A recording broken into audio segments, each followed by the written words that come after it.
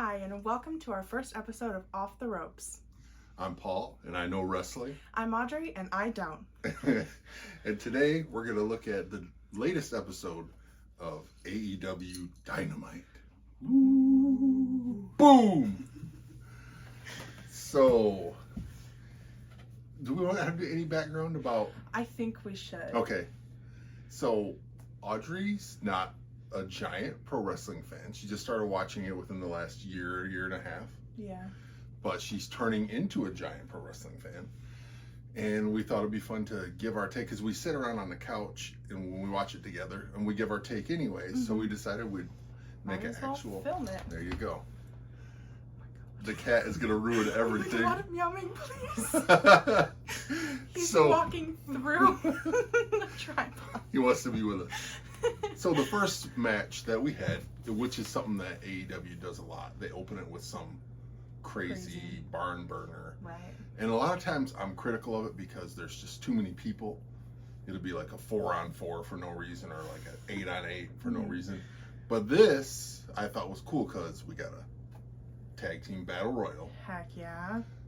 10 tag teams, which is insane. It's very chaotic. Rumble style. Royale, I'm sorry. Royale. Not with cheese. Royale. And the winner goes to Face of the Revolution to face Jurassic Express for the belt. Mm-hmm. So, let me do a quick rundown of the teams. Okay. We have, I want to say the A-word boys, the Gun Club, the Best Friends, Santana and Ortiz, the Young Bucks, Kyle and Bobby Fish. We had Butcher and Blade, Private Party 2.0, FTR, a couple dudes from the Dark Order. I think that's all of them. I don't know. If it's not, let us know in the comments. Yeah. So, what was your feeling about this? So, I did like it. Yep. I thought that it was chaotic, but in a good way. A few notes. Not enough Jungle Boy. That's funny. I like Butcher's fade. Bobby Fish. How many fish can he fry? We still don't know. How many fish could Bobby Fish fry? That's funny. And yeah, overall though, I thought it was a good match. I gave it a 7. I had originally written down 8, but then Bobby Fish showed his teeth. Okay, so I loved that. Remember that move that I think it was Trent did on the ropes? It was like a rope walk into a DDT. Yeah. Oh my God, I almost jumped off the couch on that. Thought that was really cool. There was a part where I was kind of, I mean, they have to do this because sponsorship, but they do the picture-in-picture. Yeah. And I think I figured out what it is. They keep putting it on the right side of the screen, and your eyes watch the left. Yeah. Because I was watching Raw a couple weeks ago, and I noticed that Raw did it on the left side, and I watched the left. So it's not I wouldn't hold it against them, but it's just a note, something that bothers me. And of course, Bobby Fish, Kyle O'Reilly won. So, you know, there was going to be a backlash and the fighting, and then remember Hangman comes out. Yes, I did. I rated that separately. Oh, okay. So for that part of it, that's good. I like that. So I gave the whole thing overall an 8, which I would lean even more to a 9 just because it was so action-packed and everybody's hitting their big moves at one point. Yeah. And I like that. Yeah, I love Royal Rumbles anyways. It's like my favorite thing. Yeah. I liked when Silver did the merry-go-round. Oh, yeah. That was pretty cool. Yeah, very cool. Very quick. Yeah, I also liked when Orange came out from under the ring. Oh, yeah. So Orange comes out to rescue them from Adam Cole. He came out, right? So, yeah. It's been a minute since we watched that match. That was the first one that we watched. But I know the Young Bucks just watched when Hangman came out. They didn't jump in and try to help anybody. So that was like, things to come. Interesting. Yes. One thing that I wrote about that was Hangman Adam Page, more like Hangman Adam Slay. Nice. And the other thing that I wanted to touch on was Bobby Fish and his improv skills. Just like randomly saying stuff. Oh yeah, because Hangman's out there yelling stuff at him. And he's just saying stuff. And what it reminded me of was if you were ever in a theater trope in high school, and there's that one kid who wants to do improv so bad, and they're so bad at it, and you feel bad almost. It's like a secondhand embarrassment thing, and that's what I get watching Bobby Fish. Bobby, come on, buddy. It's like, come on. You're trying too hard. You don't have to talk. And the mics were picking him up surprisingly very well. loudly. It's like, Adam Cole has a copyright on that. No, you're not Adam Cole. You're Adam Page. Like, right. Corny. Yeah, it's a little silly. So you rated that as a segment? Yeah, I rated that separately. Okay. But I did like that part because it was entertaining. I like Adam Page. That one got a 9. Nice. So averages out to an 8. Because I also gave it an 8. So it fully averages out to an 8. The next thing that was up was the Bryan Danielson promo. Mm-hmm. That was on Daniel Garcia. What? There can only be one Daniel. Right. You should have said that. That would have been great. And of course, they're doing the little thing out in front of the TV with Tony, which is how depressingly a lot of the women's feuds go on AEW. More on that later. Yeah. I thought it was a run-of-the-mill regular promo. Yeah. But he mentioned William Regal, who just got fired from WWE a little while back, and that made me feel good. I liked William Regal. I thought that was cool. And then he hinted that about Moxley coming. Right.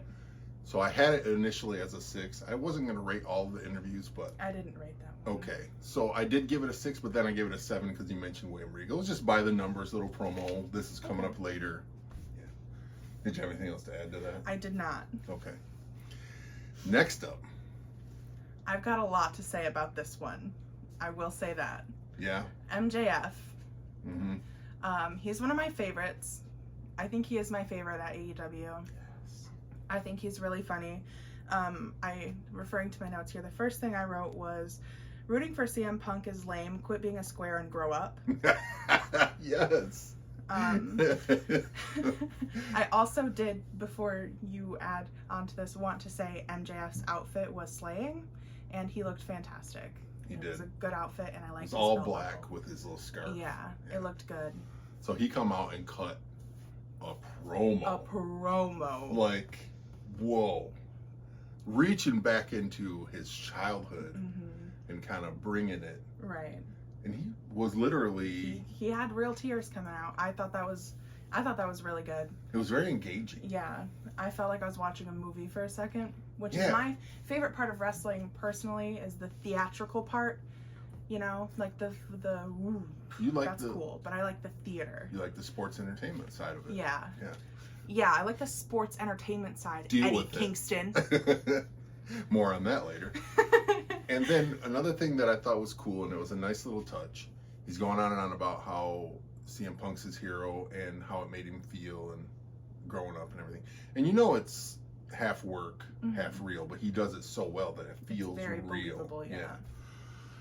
So when CM Punk comes out, he looked all concerned and showed him a little empathy. Is that true? Is that true? And they didn't fight. Yeah. It's just really cool and refreshing. They didn't just, we'll see you at Revolution. Right. So I dug that from both guys. I actually wrote down a 9, but in my mind, I'm thinking it's a 10. I gave that a 10. And I also did want to add one more thing to that. There was a part in that promo where MJF starts talking about essentially getting hate crimed as a kid, and the audience started wooing. Yeah, the crowd was... Terrible crowd. Wasn't my favorite crowd. I also said, I don't know if I'm easily manipulated, but I think that if MJF was a cult leader, he could convince me to join. Yes, that's great. Okay, so we definitely like that. Yeah, segment. Agree. That's a 10. Totally. I would definitely say. The next thing was a little Daniel Garcia promo. There could be only one Daniel. Yes. That was Tony again. Yeah. In front of the TBS TV 2.0 showing up. They're yelling. Is what it is. I didn't rate it. I didn't write anything about that down. So. Okay. And then something pretty cool happened. Yes. The Kings of the Black Throne, which is Malachi Black and Brody King, against Pac and Penta. Oscuro. Yes. Which, if you don't know, Oscuro means dark. Yes. It's getting fun. I mean, it was already fun. It's getting funner. I love Penta. He's one of my favorites. I love Pac. Pac? Pac or Pac, whoever they pronounce it I think different they ways. said But Pac. the bastard than Pac. Yeah. It's probably The pops in my bastard. mind from Tupac. But yeah, I love Penta's new entrance. Yeah, that was really, really, really cool. It's most likely gonna be my picture on it on Facebook for a minute. Yeah, his profile picture. He come out with a shovel from behind a tombstone. Tombstone. That was cool. Yeah. You had to offset Malachi in them's entrance, Yeah. which is. I also liked how before he came out, Pac pointed and then the lights went off and then his entrance Yeah, you're started. right. He was like, "Come on Penta? in, Yeah. come on in, Penta." Because I for a thought that was minute cool. there, though, every time the lights went dark on this, Audri was like, Bray Wyatt, the Fiend's coming. I have It's hope. Bray- it's There's Bray nothing Wyatt. wrong with having hope. There's nothing wrong with it. So even when the lights went out for Penta, she's like, it's Bray Wyatt. It's like, no, it's not. Stop saying that. Okay. So the match itself was cool. It was, I mean, of course it was good. That's 4 guys that can really go. Mm-hmm. Pac's little flippy dippy. That was really cool. I did write something down about that. I also wrote that there was part of it that was overly choreographed to the point where the move didn't make sense. Where he tried to lift him. He put Pac onto Penta's shoulders, and he was like ready for it. Yeah, And Penta then almost it helped was a him. really, really cool move, Yeah. but it was a little over choreographed, It which looked I off. could never do it. But Right, we had to felt like rewind it watching. because we're like, wait, because what? that's the reason that the score is what it is. Okay, fair enough. Yes. So, I thought that the whole thing could have been longer, Yeah, I agree. but I liked it.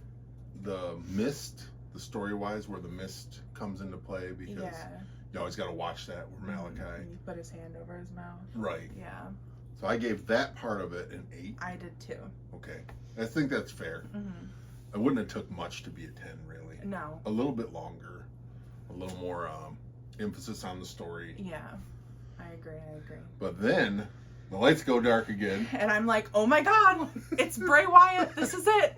No. When they But come back up, we but get Buddy Murphy, now known as Buddy Buddy Matthews. I think they said. I forgot that Yeah. already.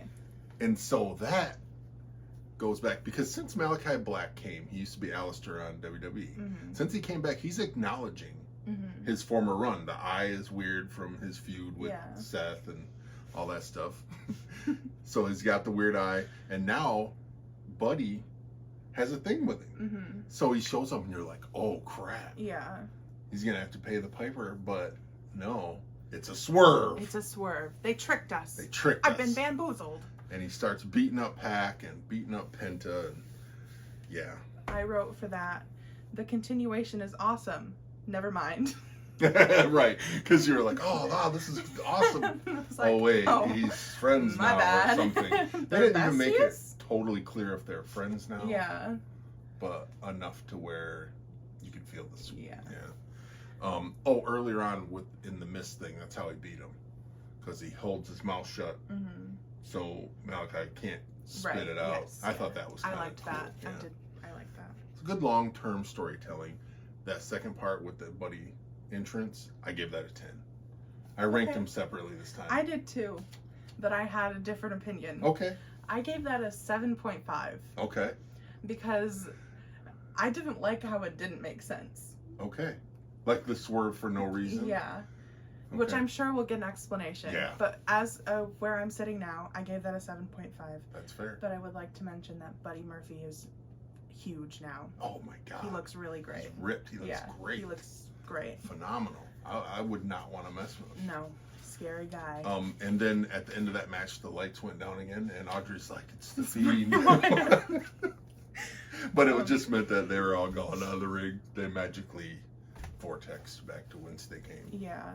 One thing I would like Yeah. to mention before we talk about the next match, JR dripped out. Yep. The Jim cowboy Ross. hat. Audrey Dripped kind of out. discovered JR on this show. Wow. Love and him. she's very impressed. Yeah. Dripped out. Oh, Jared probably loved that. So the next thing we got was Eddie Kingston, right? Mm-hmm. And Jericho face to face. Yeah. For some reason they had the 4 security guards, which Eddie was making fun of. Yeah, Oh, and he was I'm- like, "Ooh, I'm a security guard." So what'd you think of that? I liked that. At the beginning, what I had first written down was, Jericho, look at me. This isn't you. Go heel. Right. But by the end of it, I'm not sure if I needed to write that down. Yeah. Because it's almost seeming... Please. I need my heel Jericho. Okay, for some background information, when I first started watching wrestling, I only watched AEW and NXT. And Jericho was the reason I started watching it. Heel Jericho was the reason I started watching professional wrestling, and I want him back. That's fair. And heel Jericho is immortal. Yes. He's one of the best heels of all time. Also, AEW, look me in the eyes. Sell Inner Circle vests, please. Thank you. Yes. So I thought this was really, really good. It was fantastic. And I'm not the world's biggest Eddie Kingston fan. I don't hate him or anything. Credit where it's due. He's really good on the mic. Man. He's really good on the mic. This was so good on the mic. They were both really good on the mic. Jericho wasn't letting the crowd flap him out of anything. Nope. And Jericho was taking such a backstage, like he said at one point, I know why didn't know who you were, because you look like a jobber. And that made me, oh man. I went, yeah. And then a little bit later he says, I knew you'd be a great baby face. And Kingston goes, what's a baby face? That was great, because Kingston staying kayfabe the whole time. And yeah, I really dug that. I could have done without, I'm still giving it a 10, but I could have done without the WWE shots. I wish they'd stop with that. Yeah, it's a little goofy. Let's grow up. Plus it makes me think about it, because they're like, in this case, they're like, oh, we're going to do the entertainment part, you know? Right. But we're going to do it better. It's more entertaining, but we're going to really wrestle and not be entertaining. I don't know. It makes me think. It was silly. Yeah. Let's be real. It's silly, right? It's silly. So what I gave that a 10. Okay. I gave that a 9, but I have a reason. Okay. Eddie Kingston's earrings did not match his necklaces. And I was all I could look at the entire time. Eddie, why? Eddie, why? Eddie, you gotta match up, bro. Come on, dude. Come on, bro. Get some white gold earrings, not gold, to go with your necklaces. Thank you. It's great advice. The next thing we had was the Hardy family, Andrade, in the stairwell. Yeah. I don't understand the stairwell stuff. I don't either, and I don't like it. I didn't even rank it. I don't know if I said, why are they in a staircase? Stop wasting Matt Hardy. I'm so serious, and I gave that a 5. You're right on there. I'm really over this. I hope that we're going to get Matt and Jeff pretty soon. I hope so. I hope. Fingers crossed on that. I love the Matt Hardy delete stuff. Yes. I mean, Matt Hardy's just great. He is great. I agree with stop wasting him. I'm serious. I agree with that. But I didn't rank it. But however, I did get goosebumps in that segment, because we found out we're going to get a 3-on-3 match. And it's going to wind up with Sting versus Matt Hardy on separate teams. Yes. So that made me all happy. That's why that got a 5 and not a 2. Okay, fair. Because I don't like this. Come on with the staircase. The actual content of it was too quick to really judge, but Andrade's been getting pretty good. It's been pretty funny. Yeah. But today it was just, it's whatever. Get Matt Hardy out of that staircase. Get him out of the staircase and get him on a ladder. Exactly. Next up, we had Ricky Starks versus 10 from the Dark Order. Ricky Starks from Team Taz. I've never seen either of these people. What'd you think? I said, I like Ricky. He's fun. He is. I'm not going to say that. He slayed. And then he slayed. And, you're not going to say that he has cake? Yeah. I don't objectify people. Right. But if I was going to. Yeah, I thought it was pretty much standard. Fun. It was fine. It was a fun little match. Yeah. Cute little match. 7? 7. Yeah, that's what I thought. Agreed. Next was the part where he tried to take off 10's mask. I didn't like that. You didn't like that? No. How come? I don't know. Just something about it? I just feel like it's disrespectful. Like, leave his mask alone. Because I was rooting for Ricky. And I'm like, wait a minute. Yeah. Leave his mask alone. So you alone. didn't like it in kayfabe? Yeah. Yeah. Fair. Yeah. I'm glad they didn't take it off. Yeah, me too. And just leave it alone. Right. The next thing was another promo. Red Dragon and the Young Bucks backstage. Yeah. Yeah. I didn't rank it. Young Buck and Fish Boys. Bobby Fish is wasting his mustache. Put it on someone better. Annoying. And I rated that a 3. Poor Bobby. Okay. I'm sorry. It would be different if he acted different. Okay. What I'm saying is he has a cool mustache. Right. Stop wasting it. Use it better. Yeah. Okay, fair enough. His whole thing should be his mustache. He should just all nods. Okay, I see what you're getting at. Highlight the stash, Bobby. Acknowledge your mustache. Acknowledge the stash. Oh, that'd be great. They can make shirts. Exactly. It's Bobby Fish's mustache. AEW, I don't even need money for this. Right. Take this marketing tip. This is free. And put a mustache on a Bobby Fish shirt. It's great. Maybe they have. Now it seems familiar. Okay, well, I'm sorry if I stole your I idea. don't know. Yeah, it seemed like maybe there's a turn coming there because Adam Cole, the Young Bucks, Red Dragon, something's going on there. Yeah. There's going to be some kind of turn because the Young Bucks are already basically like, we're going to kick your ass. Yeah. So. Yeah. Next is. Yeah. I've got a lot to say about this. Starting with, oh my God, AEW has women. Right. Yeah, it was pretty far into the show this week. You're right. Yeah. Aka. Bunny versus Jade Cargill, the women's champion, who is 27 and well, she's the TBS women's champion. She's 28 now. 28 0. Coming in, they say spoiler alert. Yeah.